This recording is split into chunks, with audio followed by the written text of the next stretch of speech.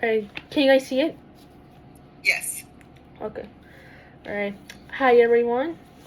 So today my persuasive speech is get kids off iPads and back to play. Do you remember back in the day when a lot of kids used to go outside and play, ride bikes, read books, watch PBS Kids, Disney Channel, and Nickelodeon on TV, play with toys and plushies, or build blocks? Well, those childhood moments are disappearing, all because iPads and other technology are replacing real play nowadays. Many of us know at least one child, whether it's your daughter or son, a younger sibling, a cousin, a niece or nephew, or someone you babysit, who spends more hours on their iPad instead of playing outside and having fun. This affects their behavior, learning, social skills, and even family relationships. And for those of us studying to become teachers, this affects our future classrooms as well. As I am studying early childhood education, I have learned how important it is for children to need hands play, imagination, movement, and real interaction for healthy development. While iPads can be helpful for learning, too much screen time can hurt children's physical health, friendships, and emotional growth. That's why children should spend less time on iPads and more time engaging in real active play. In my speech today, I will explain the problems caused by too much iPad use, the causes behind why children are overusing screens, and solutions to help families bring real play back. First, let's start with the problems caused by too much iPad use. First, excessive screen time harms healthy. According to Dmitry A. Krasakis in JAMA Pediatrics, published in 2004, fast-paced touchscreen media may be overly stimulating for young children, which can have an impact on their attention and self-regulation. Research by Celeste H. M. Chang and her research team in Scientific Reports, published in 2017, found that daily use of touchscreens is negatively correlated with sleep duration in infants and toddlers, and the time it takes for them to fall asleep is longer. Second, iPads reduce children's social and emotional development. Jenny S. Radesky and her team in Academic Pediatric Association, published in 2014, explained that when parents or children use devices, fewer verbal and nonverbal interaction are engaged during play and family routines. When children spend too much time on screens, they miss the chances of developing their creativity, problem solving skills, and learning how to handle their emotions. Now that we understand the problems, let's look at the causes. One main cause is when iPads are convenient for adults.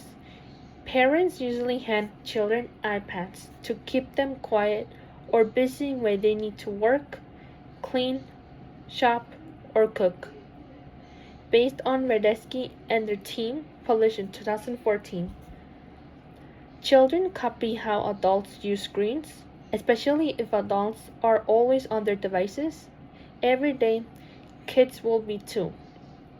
Another cause is that apps and screens are designed to be addictive.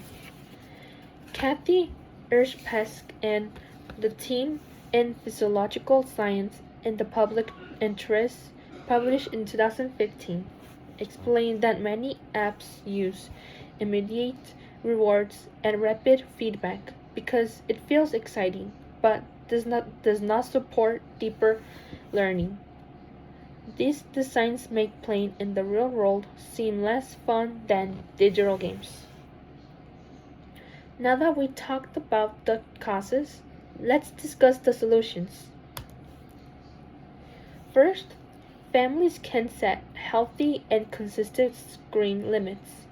Christakis, published in 2004, says kids learn best by doing things themselves or talking with others, so screen time should be kept low. Families can create routines like device-free meals, bedtime, or daily outdoor play. Second, we need to reintroduce active, imaginative, and social play.